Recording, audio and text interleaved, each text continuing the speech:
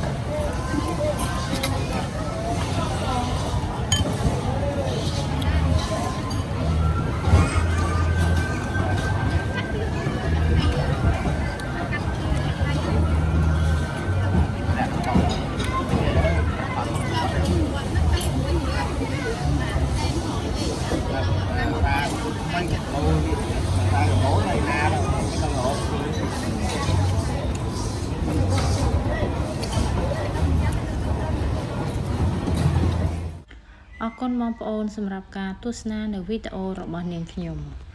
បើបងប្អូនពេញចិត្តសូមបងប្អូនជួយ like ជួយ share ជួយ comment និងជួយ subscribe ផង Thank you for watching my video please like share comment subscribe my channel thank you goodbye good luck សូមសំណាងល្អទាំងអស់គ្នា bye bye